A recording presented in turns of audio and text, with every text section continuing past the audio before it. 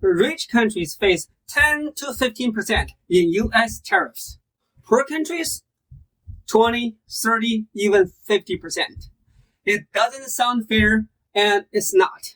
But that's exactly what's happening. So, why are poor countries facing more than the rich? For those who are new here, I'm Dr. Z, a university professor and a long-term investor.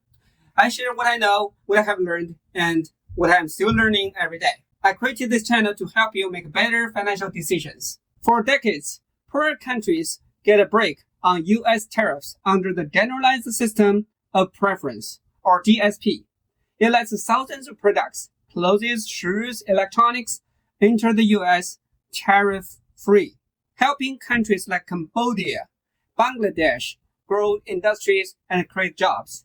In recent years, those benefits were cut back.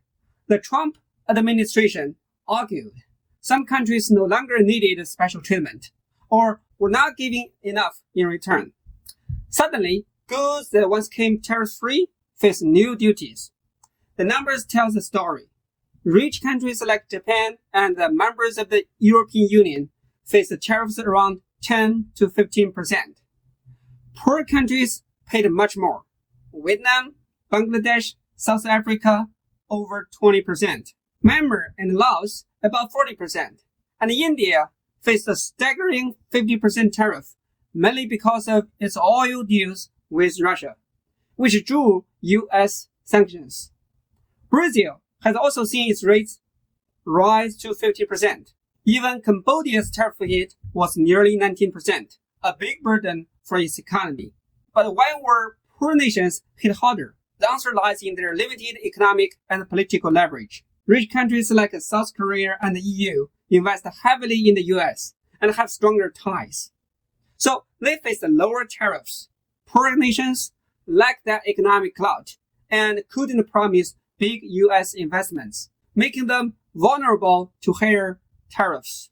Allies like Saudi Arabia were mostly spared, while countries like Brazil and Syria faced tougher treatment. On a world map, you would clearly see poor, less connected nations carrying heavier tariff burden. Now, let's look at how these tariffs impacted their economies in real terms. These higher tariffs hit poor nations hard. Take Cambodia's garment industry, one of its biggest employers and exporters.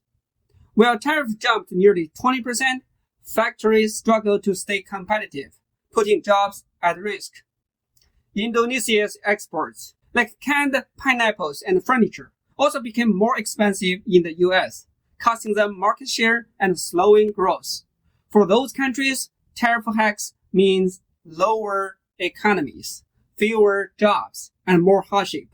But this impact isn't isolated. It's a part of a bigger problem.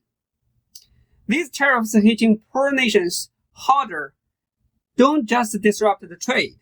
They widen the economic gap between the rich and poor countries. Developing countries face higher costs and struggle to compete, which keeps them trapped in lower income status. This also weakens trust in global trade agreements. When countries feel unfairly treated, cooperation suffers, raising the risk of more trade conflicts and protectionism. Seeing how poor countries face the higher tariffs, what do you think fair trade should look like, especially for those with less power? Tell me in the comments.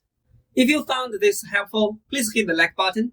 If you want more videos like this, please subscribe and hit the notification bell. Thank you for watching. Have a good one.